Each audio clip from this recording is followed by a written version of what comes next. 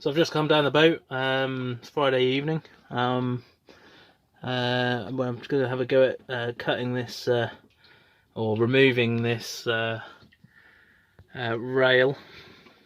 This for the genoa. As I suspect in the last video, I think we've got some water coming in through these, and it's filling up this side when I'm underway. So what I've got is my 12 volts 240 inverter, 500 watt max power, and then I've got the multi-tool which is 300, so we'll see how that goes. I'm not going to be using it much, it's just to cut these bolts out and then just remove the track from the top.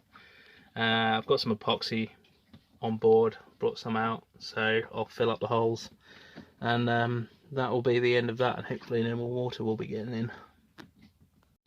So apparently these are bi-metal blades, but they're definitely not good for stainless, because I'm through one bolt. To be fair, I didn't even get through one bolt with this. It was like half a bolt, and then I just like ripped it off with the pliers in the end. So what I'm doing is just using the multi-tool to get the paint off, and then just undoing the screw with my my little adjustee. And this is the smallest adjustee in the world, I think.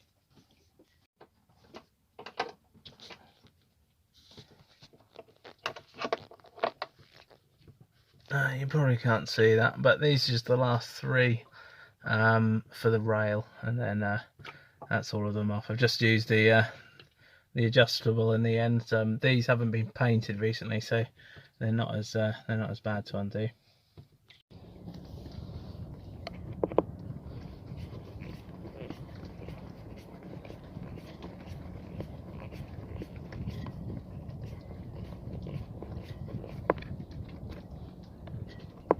Some of these are coming out ever so easy, and some are having to screw out of the putty hold, silicone hold, and then grab the pliers and then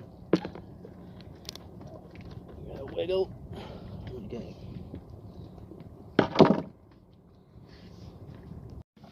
So getting there with it now. I think that's just about there.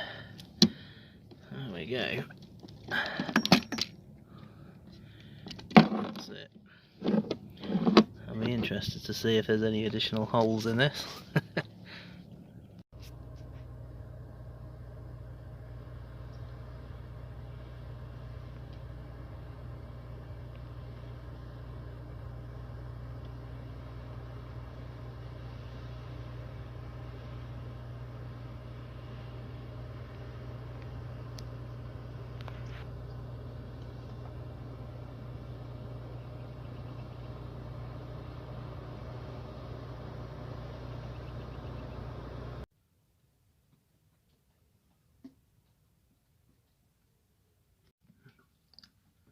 Okay, so what I've done this morning is I've just put some tape on the underside of the holes, because I'm going to make the resin reasonably runny, you know, to fill out the sort of area completely, or the hole completely, and I don't want it to drip down into the cabin, so I've just put some tape in there, and I've just bored out some of the holes, just countersunk them a little bit more, just so that yeah, you've got a bit of area there on the deck for the resin.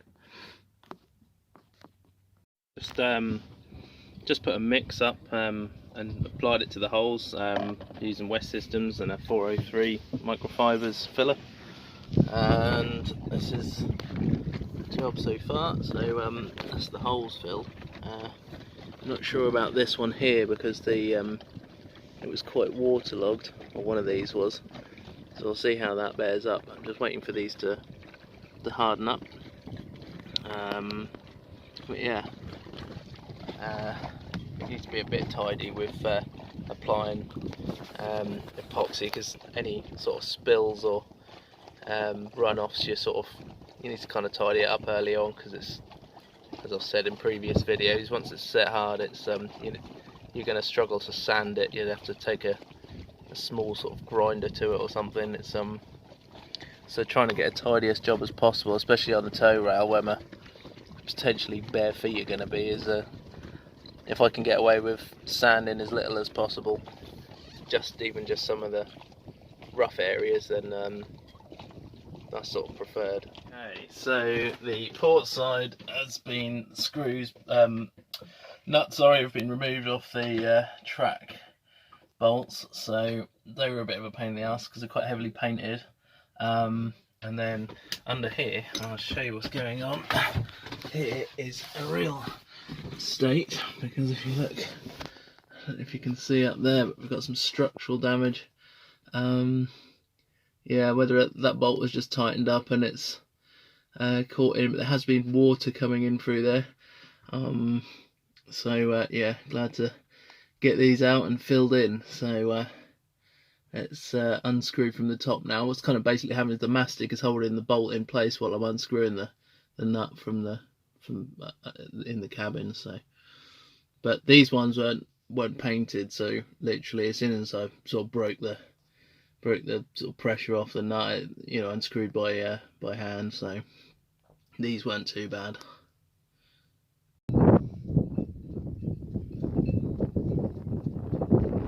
So this is the underside of the rail, and the port side I've just removed. As you can see, just there's not a lot of silicone left. It's not really much in the way, it's just kind of like a thin bit, and this mastic has gone quite brittle. Around here, that didn't really have anything. Alright, yeah, there it is. That's mad. And that one, hardly anything. So yeah, that's the rail. I'm just gonna have to clean that up a bit and then get ready to fill the holes with epoxy like I've done on starboard. Actually, if you look there, that's interesting. The rail wouldn't have sit flush with this section because this is actually this part of the deck is actually indented, so it wouldn't sit flush. Any water coming over the tow rail would just pour and sit in here. So I'm surprised there's not been more water on port side.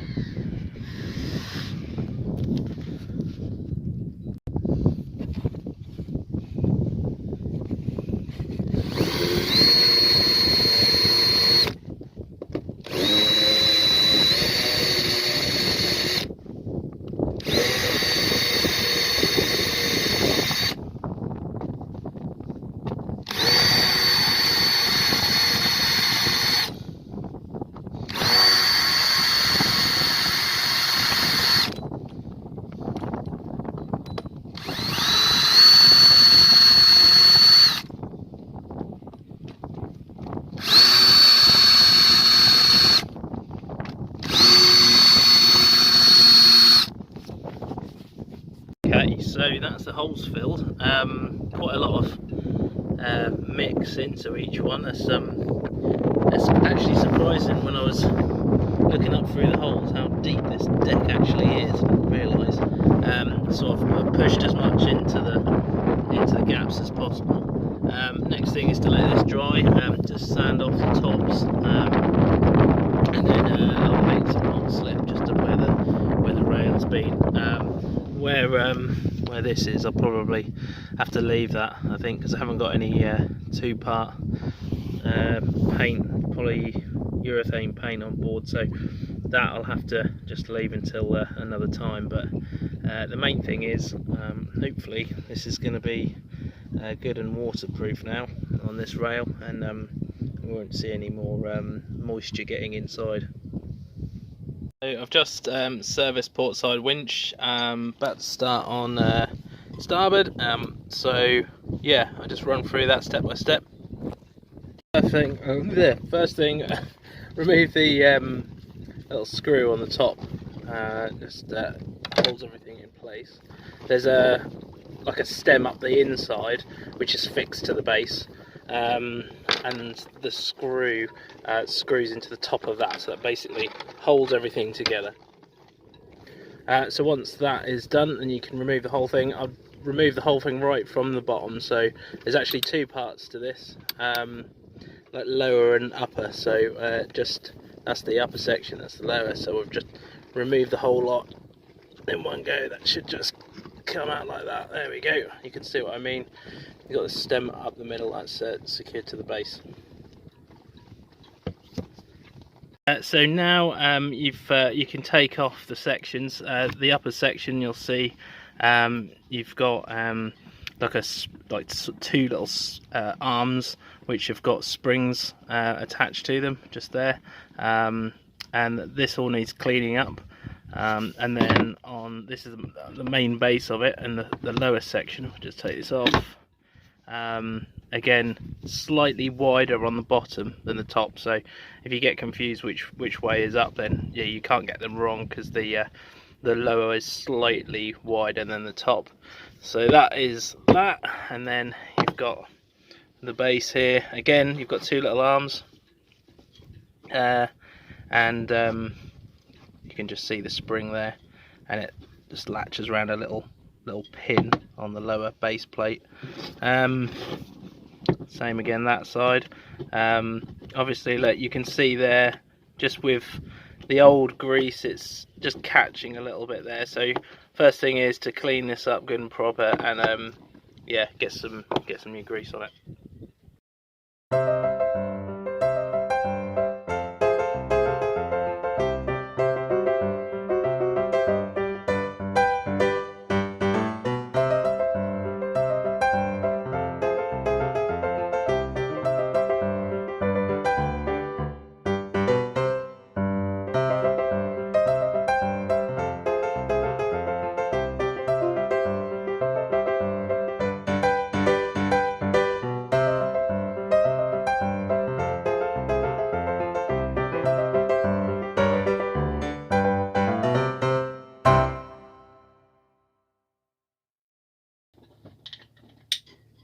If you stick it in first, one first, and then rotate it clockwise. Remember, this is upside down at the minute, and then you'll see the other little armature is just poking out there, and he just wants to be pushed against the spring enough so that it just slots back in. You might just need to jiffle this just so it re-engages with the teeth inside the actual winch. Just rotate it a little bit.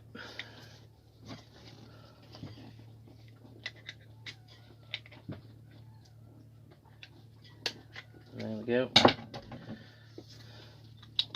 And then just move it around. Obviously we haven't got this together, so just keep this together. Back up facing frontwards, and then same again with the top. Obviously just push against the spring there, so we're now, if you're facing upwards, you're actually moving this counterclockwise, and then the armature at the back needs to go against the spring as well. So if we just push this with a thingy bobby boo, that's in. You can just move it like that, and if you try and push it clockwise, you shouldn't be able to move it. So now you're back in the game. So now we've got to put this on the stem.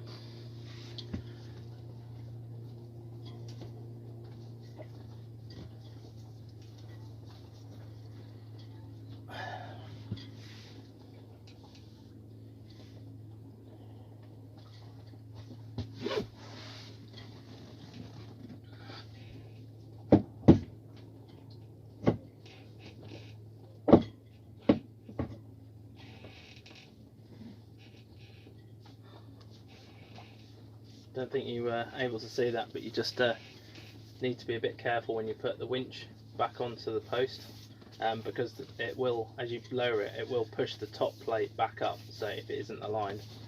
So yeah, that's kind of it, and then we just need to put the screw back into position.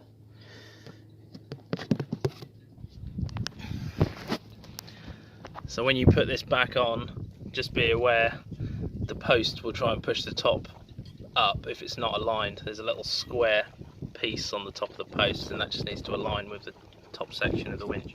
So we just need to put the screw back on top into position, and that was to secure the whole winch to the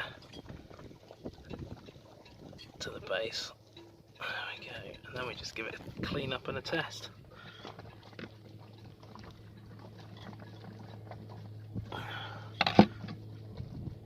So there we go. Just making sure that there's nothing toward. That feels good. Excellent, job done. Okay, so that is just sort of the main run on the track, tied it up with a bit of anti-slip.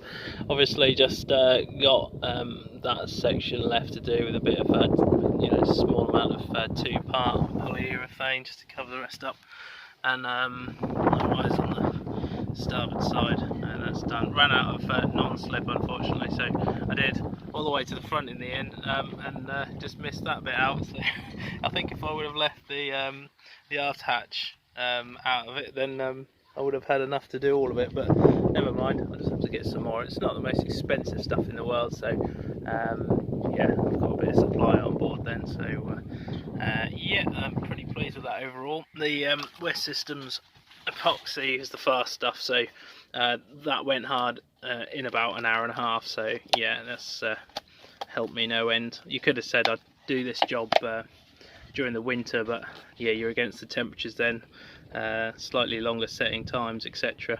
And obviously you need a dry deck for doing this, so but yeah, total time probably about 4 hours to remove both tracks, fill the holes with epoxy filler and sand and paint over the top, so yeah, it's not too bad at all.